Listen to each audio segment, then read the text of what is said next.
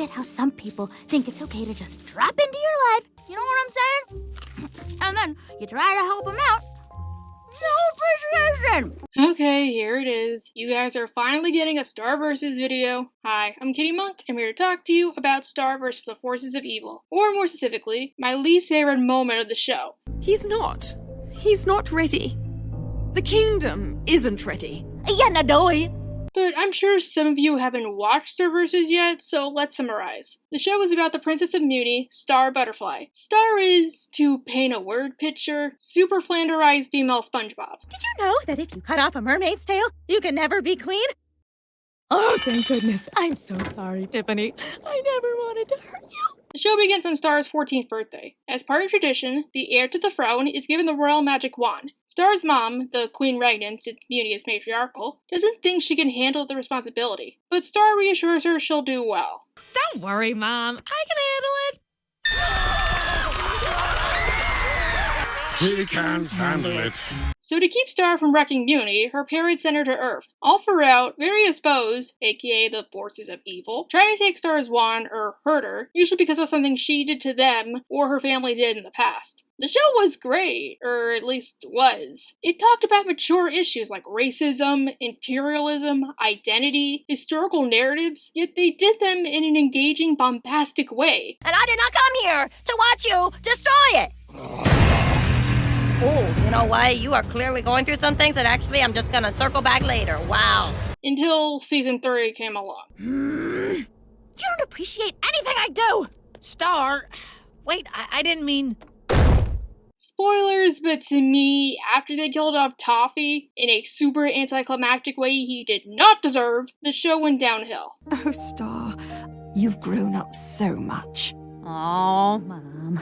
Your devotion to the kingdom is truly commendable. Star vs. has a reputation in the fandom world for starting off amazing, then getting too worked up in drama and ships to properly continue. It could have been Adventure Time's carefree sister, but got crushed under the weight of its own design. And unlike Steven Universe, they didn't have the sequel show to salvage things. Not Helping is they're owned by Disney, and for some reason, I don't know why, Disney normally doesn't let their shows go over 60 episodes, unless they're live action. I'm willing to bet their creators were writing for season 5, then got cancelled halfway through, and had to pick up as quickly as possible. Now, they did have some good storylines, like with Eclipsa or her daughter, but after Meteor was defeated, the show just didn't do it for me. I couldn't tolerate what I did before, and the super controversial ending did not help. Star used to be one of my favorite shows, but now it's one I often forget. You probably want a video on the finale, but there's a million of them. Instead, I want to talk about the episode I began to not only hate the main character, but the show as a whole. It was The Monster and the Queen. Just an FYI, this episode was actually really good, until the last 3 minutes. It's about Eclipsa and her monster husband, Globgor. Remember that whole joke? Globgor!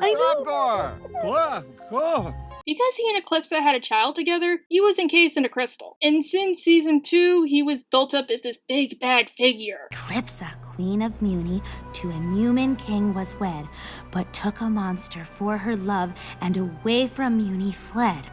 Yeah, it's just more propaganda. I'm just trying to protect my wife and child. I'm a father myself. Father. Oh, okay, I'm sorry. Globgor is an absolute sweetheart. A great dad, he really rocks that vest, and he gets a lot of funny one-liners. Are we in my mind? Right now? Yes.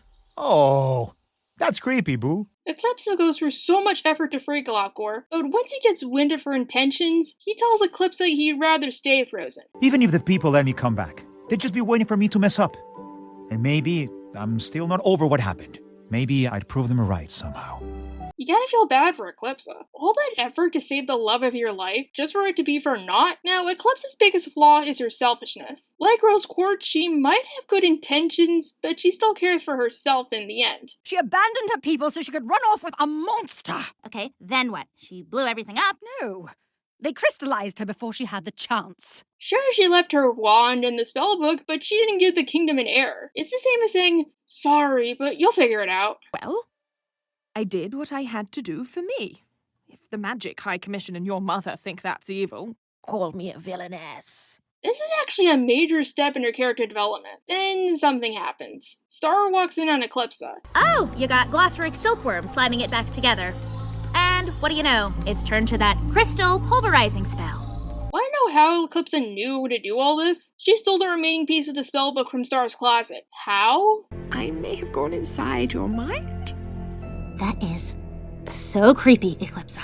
Okay, why did we never see that? A potential moral event horizon and you just push it off to the side? What do we get instead? A non-canon episode about Spider with a top hat? Star continues to dress down Eclipsa until they decide Eclipsa should be coronated. Then she has to do the right thing.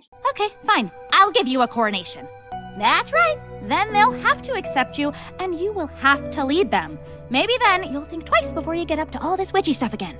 Now from the outside, Star's reaction seems perfectly rational, but if you watch the show to this point, you know this scene is atrocious. People point to specific scenes to show it encapsulates everything wrong with a show. To me, this scene is what went wrong with Star Versus. Star's hypocrisy, the writers putting her on a moral pedestal, narrative cheating, mouthpieces. All that's missing is shipping wars and Ponyhead, and this will be the worst episode of the show. Now, where to start? How's about Star's hypocrisy? I know a few people might disagree, but to me personally, it's fine to write a character as hypocritical, if you know what you're doing. It's hard to write a hypocritical character we can root for or like. It's a fine line to toe, but one way you could do this is by having them realize their hypocrisy. Unlike most characters in the show, Star has no self-awareness. Everything she's ranting at Eclipsa about, she's done herself. You know what it's like to miss someone when you love them. You do crazy things. Let's see, Star never sabotaged in the name of somebody she loved. This is Sir Lavabo. He's super cool. But I'd be way down here in the basement. Actually, sub-basement. What about that one time she sabotaged Jackie Lynn and Marco? Or that other time she sabotaged Jackie Lynn and Marco, and she's never spied on anybody? Oh wait, she used Eclipsa seeing I spelled a spy on Marco and Jackie Lynn. Granted, I do believe there is a difference between being hypocritical and having self-awareness. With hypocrisy, oftentimes you do it because you don't realize you are. Or you know you're doing it and you don't care because you're the exception. However, it's not hypocritical to say something is wrong if you learned your lesson. You know it's a bad thing to do, and so you no longer do it. The show even made this point before. In Game of Flags, Moon says Star shouldn't play the game, despite the fact Moon played it as much as Star when she was little. But you won't be playing flags today. Why not? You played flags when you were my age. I did a lot of things you won't be doing. Some may call Moon a hypocrite, but Moon learned it was dangerous. And she set an example, only participating to scold Star. Star never learned it was wrong to spy on others or not to sabotage things with Marco, and yet she has the nerve to tell Eclipsa it was wrong to go inside her mind. Again, when did this occur? It would help to make Eclipsa a bit more wrong, or put her actions in perspective. There's also this part at the end. Eclipsa, why don't you ever worry about what your people think? What do you care what your kingdom thinks? The crux of Star's character is she doesn't conform. Song didn't say anything about the real you. You could plug any name into that song, and it wouldn't make a lick of difference. Remember Mr. Candle Cares, one of my favorite episodes? Star spends the entire episode lamenting the fact she has to be a boring, stuffy queen when she gets older. Then Marco gives her a piece of advice she takes to heart. I'm still gonna be queen. Yeah, but that doesn't sound like a bad thing, because you're gonna run Muni your way. Or, Star's entire quest in Season 3 to improve monster and human relations. It belongs to you. Things haven't been right since my family took the kingdom. The best thing I can do as queen is return what my family stole from you. That's not conforming. Yes, a character having negative traits is what you're supposed to do, since no flaws means you get Chloe Carmichael. But you have to remember no character is free from consequences, or learning from their mistakes. Is there any way you can forgive me? Are you seriously worried about what I think? Okay, this was the moment I hated Star. Say what you want about Eclipsa. One reason I like her is outside of impeccable fashion sense. She's the bigger person than Star or Moon. Star is the kind of person to ignore a problem until either it goes away or gets too big to handle, whichever comes first. Oh, I can handle it by avoiding this problem until it goes away. Look what happened after Song Day. Mom, what did you expect? I told you I couldn't do some puff piece. I had to do what felt right for me.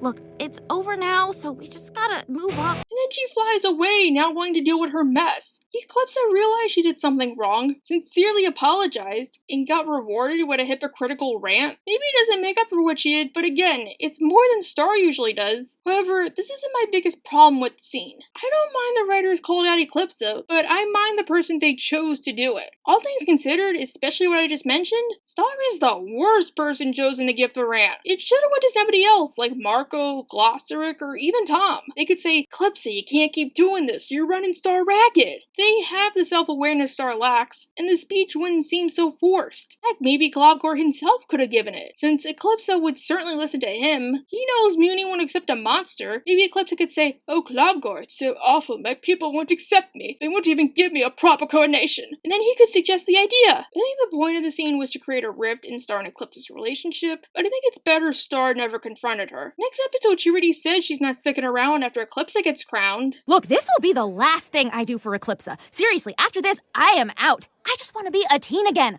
I guess there's no more use in ranting. If you like this video and you want to see me tackle more Star vs. content, leave a request down below. All right. Glad we had this talk.